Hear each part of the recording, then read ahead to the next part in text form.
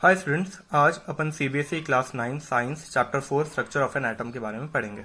ठीक है, एटम कैसे और नेक्स्ट इनडिविजिबल होता है, इनडिविजिबल पार्ट्स में डिवाइड हो सकता है, वो अपन देखेंगे। जैसे फर्स्ट जो है इलेक्ट्रॉन्स, फिर प्रोटॉन्स और न्यूट्रॉन्स। ठीक है, तो फर्स्ट जो है जे थॉमसन डिस्कवर्ड इलेक्ट्रॉन्स, जिसको अपन ई माइनस से डिनोट करते हैं in 1897 by using cathode rays, that is negatively charge tube के थ्रू उन्होंने डिस्कवर किया था।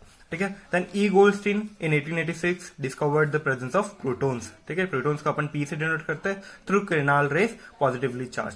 ठीक है, कैनाल रेस के थ्रू इन्होंने प्रोटॉन्स को डिस्कवर किया था। ठीक है, in 1932 J Chadwick discovered neutron, that is उसको एन से डिनोट करते हैं, जिसका कोई चार्ज नहीं होता है, no charge, mass approx to proton, जो जिसका मास जो अप्रोक्सीमेटली किसके बराबर होता है, प्रोटॉन के बराबर होता है। अब अपन देखते हैं कोई भी the mass of an atom is therefore given by the sum of the masses of protons and neutrons present in the nucleus। आई बात समझ में। एटम में जो सेंटर में जो पार्ट होता है न्यूक्लियस, जो अपन आगे पढ़ेंगे, ठीक है, न्यूक्लियस में क्या प्रेजेंट होते हैं, प्रोटॉन्स और न्यूट्रॉन्स प्रेजेंट होते हैं। उसी के सम ऑफ द मासेस के बराबर किसके मास होता है, एटम का मास होता है। ठीक है, देन जो आप स्ट्रक्चर ऑफ एटम, जो मेन चैप्टर का थीम है, वो क्या है कि अपन एटम अलग अलग साइंटिस्ट ने कैसे मॉडल दिया अलग अलग एटम या कैसे स्ट्रक्चर दिए, वो अपन पढ़ेंगे। ठीक है, तो रिजल्ट जो थॉमसन का जो जे थॉमसन का जो रिजल्ट था वो क्या है, an atom consist of a positively charge sphere and the electrons are embedded in it. ठीक है, एक बॉल के बराबर एक पॉजिटिवली चार्ज स्फीयर होगी और उसमें इलेक्ट्रॉन्स डले हुए होंगे। आई बात समझ में। और जो नेगेटिव एंड पॉजिटिव चार्जेस है वो इक्वल इन मैग्नीट्यूड होंगे। So the atom as a whole neutral, ठीक है, इलेक्ट्रिक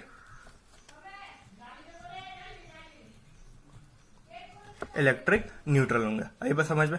एग्जाम्पल क्रिसमस पुडिंग हो गया, तो क्रिसमस पुडिंग में जो ब्रेड पार्ट होगा वो तो आपका क्या होगा, पॉजिटिवली चार्ज स्फीयर होगा, और जो dry fruits that is raisins, cashew nuts, वो होंगे, वो क्या होगा, आपके इलेक्ट्रॉन्स होंगे जो उसके अंदर डले हुए।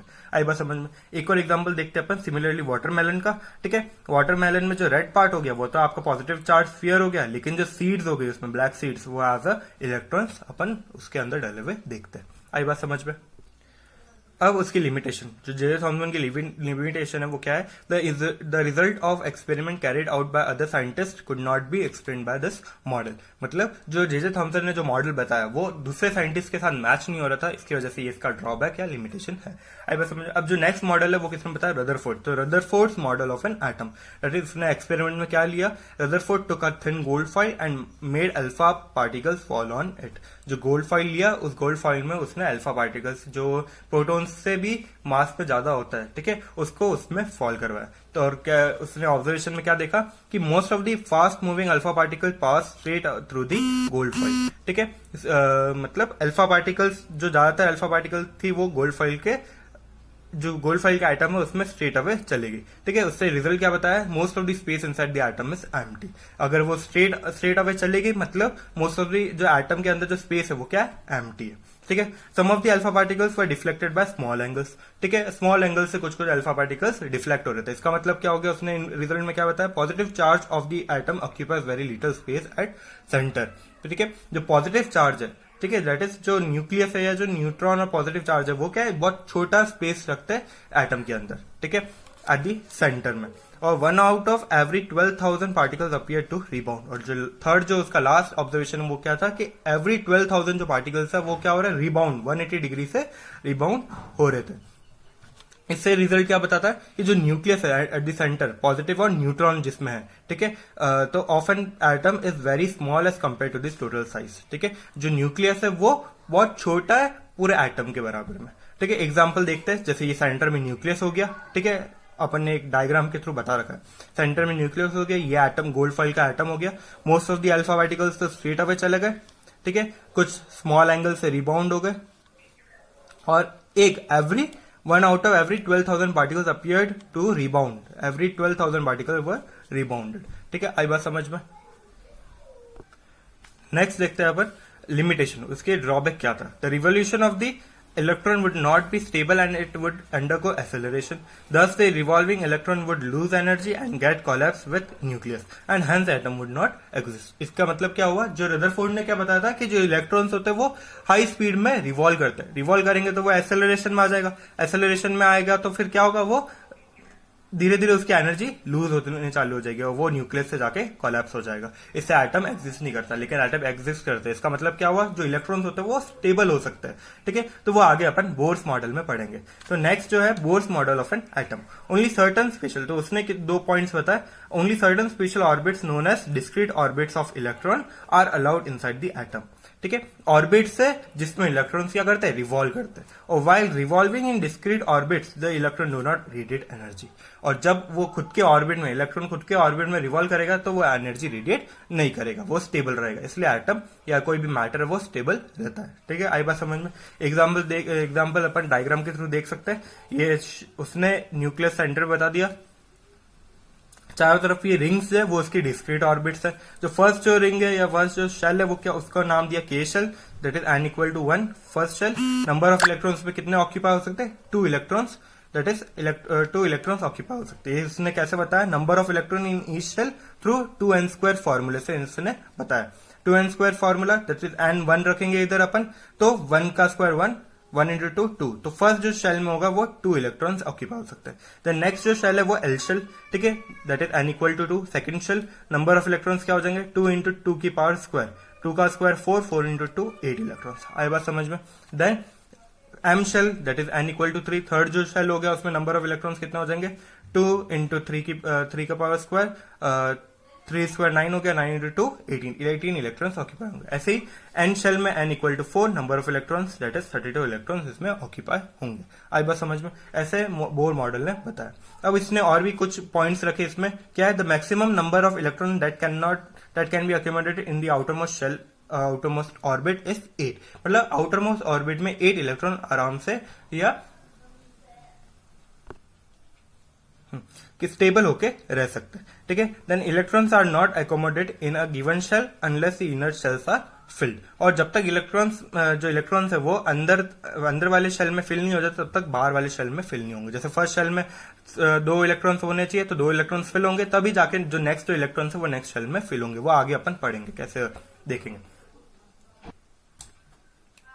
नेक्स्ट जो टॉपिक है वो क्या है, atomic number. The total number of protons present in the nucleus of an atom. Nucleus of an atom में जितने नंबर ऑफ प्रोटॉन्स होते हैं वही एटॉमिक नंबर के बराबर होते हैं। For example hydrogen, number of proton 1 है तो उसका एटॉमिक नंबर भी क्या हो गया, 1। अपन एटॉमिक नंबर को Z से डिनोट करते हैं, ठीक है। And Z equal to number of proton equal to number of electron, मतलब नंबर ऑफ प्रोटॉन जितने हैं उतने ही नंबर ऑफ इलेक्ट्रॉन भी होंगे, तो इसका एटॉमिक नंबर भी वही होगा। आई बात समझ में।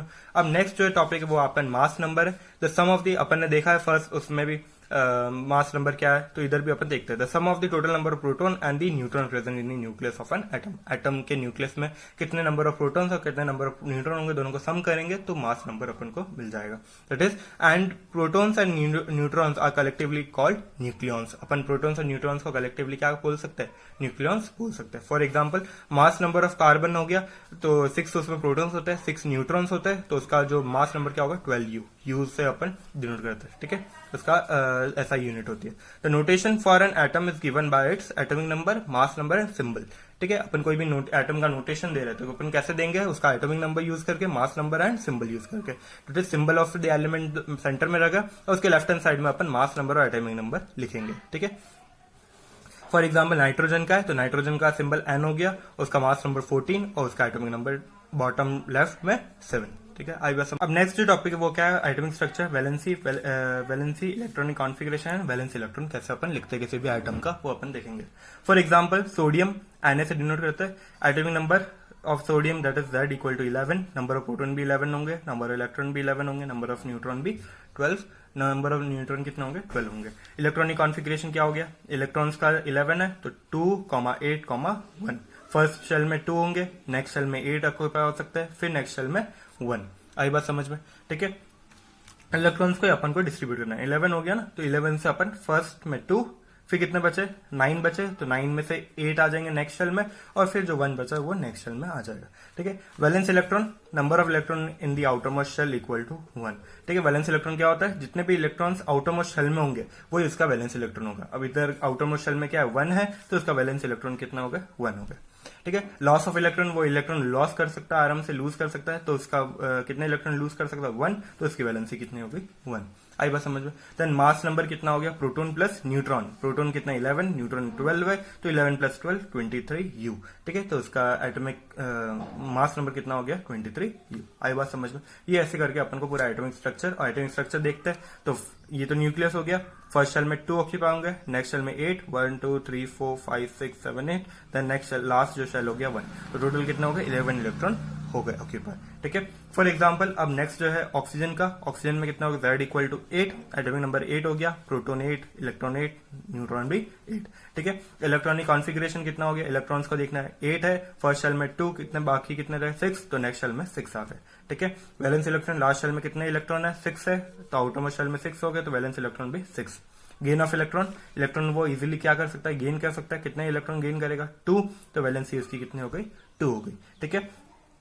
Mass number proton plus neutron 8 plus 8 16 you. इसका एटॉमिक स्ट्रक्चर देखेंगे तो क्या हो जाएगा, फर्स्ट में न्यूक्लियस हो गया, देन के शेल में 2, देन एल शेल में 6 इलेक्ट्रॉन्स ऑक्यूपाई हो जाएंगे। आई बात समझ में, ठीक है। अब आपका जो लास्ट टॉपिक वो क्या है, आइसोटोप्स एंड आइसोबार्स, ठीक है। आइसोटोप्स और आइसोबार्स के बीच में अपन डिफरेंस के थ्रू देख सकते हैं। तो आइसोटोप्स क्या होगा, same atomic number but different mass number. ऐसे आइसोटोप्स जिनके एटॉमिक नंबर सेम होगा लेकिन मास नंबर क्या होंगे, डिफरेंट होंगे, ऐसे एलिमेंट, ठीक है, उनको अपन आइसोटोप होंगे। लेकिन आइसोबार्स क्या होगा, ऐसे एलिमेंट जिनका मास नंबर क्या है, सेम है बट एटॉमिक नंबर डिफरेंट है, तो उनको अपन आइसोबार्स बोलेंगे। For example isotopes of hydrogen that is protium 1H, ठीक है, उसका एटॉमिक नंबर भी 1 है, मास नंबर भी 1 है। ड्यूटेरियम हाइड्रोजन का आइसोटोप है, तो उसका H12 से एटॉमिक नंबर 1 है लेकिन मास नंबर उसका डिफरेंट है, दैट इज 2, ठीक है, डी से डिनोट करते हैं। देन ट्रीटियम एक और आइसोटोप है हाइड्रोजन का, उसका H13 से एटॉमिक नंबर 1 है लेकिन मास नंबर 3 है, तो सबका मास नंबर चेंज हो रहा है लेकिन एटॉमिक नंबर सेम है, ठीक है, तो उसको अपन आइसोटोप्स ऑफ हाइड्रोजन या आइसोटोप्स बोलते हैं, ठीक है। ट्रीटियम को T से डिनोट करता है। देन आइसोबार्स पे देखेंगे तो कैल्शियम और आर्गन एक आइसोबार्स है, ठीक है। कैल्शियम दैट इज कैल्शियम और आर्गन के मास नंबर तो क्या है, सेम रहते 40-40 लेकिन एटॉमिक नंबर डिफरेंट है। कैल्शियम का एटॉमिक नंबर 20 होता है, आर्गन का 18। आई बात समझ में। देन आइसोटोप्स के एप्लीकेशन है लास्ट। आइसोटोप एप्लीकेशन क्या है, isotope of uranium is used as a fuel in nuclear reactor. Uranium का आइसोटोप होता है वो fuel as a fuel use करते हैं अपन न्यूक्लियर रिएक्टर्स में। देन आइसोटोप ऑफ कोबाल्ट है is used in treatment of cancer, cancer की ट्रीटमेंट में अपन यूज करते हैं। देन आइसोटोप ऑफ आयोडीन है is used in the treatment of quarter के ट्रीटमेंट में अपन यूज करते हैं। आई बात समझ में।